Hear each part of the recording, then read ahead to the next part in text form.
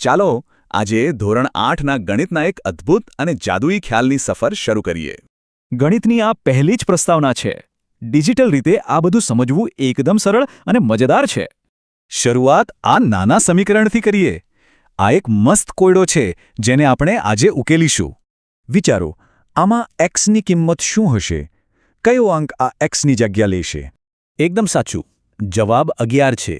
સમીકરણને બેલેન્સ કરતો આ એકદમ પરફેક્ટ ઉકેલ છે. આ 11 એક ખાસ ગણિતના પરિવારનો હિસ્સો છે. આને જ પ્રાકૃતિક સંખ્યાઓ કહેવાય છે. સૌથી રસપ્રદ વાત તો એ છે કે આ સંખ્યાઓ રોજિંદા જીવનમાં ક્યાં ક્યાં કામ આવે છે.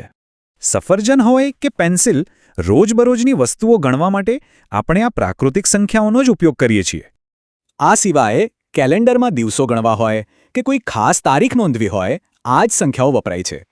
અને હા, મનપસંદ રમતમાં સ્કોર કે પોઈન્ટ્સ ગણવા માટે પણ આપણે આનો જ આશરો લઈએ છીએ. એટલે કે ગણિતનો આ સિદ્ધાંત આપણી આસપાસના દરેક કામમાં સાવ જાદુની જેમ વણાયેલો છે. હવે છેલ્લે એક મસ્ત પ્રશ્ન. વિચારો કે આ પ્રાકૃતિક સંખ્યાઓ છેક ક્યાં સુધી જઈ શકે છે? ગણિતના જાદુઈ રહસ્યો ઉકેલતી આ ખાસ સમજૂતીમાં સ્વાગત છે. ચાલો શરૂ કરીએ. સમીકરણોથી અંકગણિતના કોયડા કેવી રીતે ઉકેલાય? ચાલો આખી પ્રક્રિયાને સ્ટેપ બાય સ્ટેપ સમજીએ. ધોરણ 8ના પહેલા જ પ્રકરણમાં અંકોની એક નવી જાદુઈ દુનિયા ખુલે છે.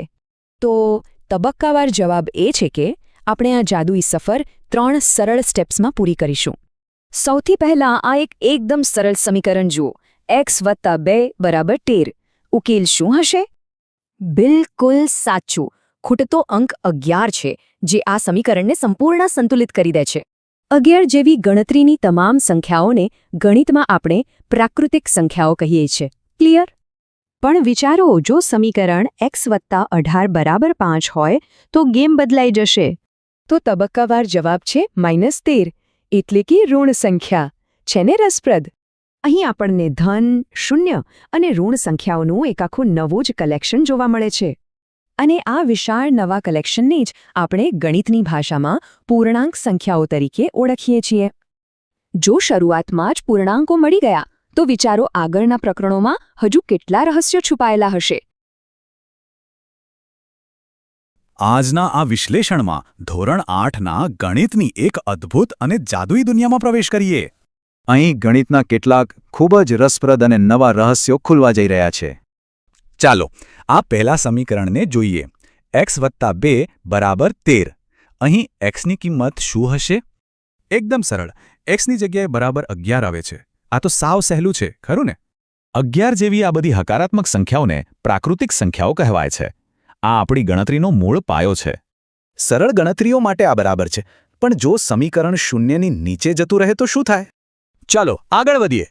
આ નવું સમીકરણ જુઓ. x + 18 = 5. હવે શું થશે? અરે વાહ! ઉકેલ -13 છે. આ જવાબે તો પ્રાકૃતિક સંખ્યાઓના બધા જ નિયમો તોડી નાખ્યા. આવા ઋણ જવાબોને સમાવવા માટે જ ગણિતમાં એક નવો અને વિશાળ ગણ આવે છે: પૂર્ણાંક સંખ્યાઓ.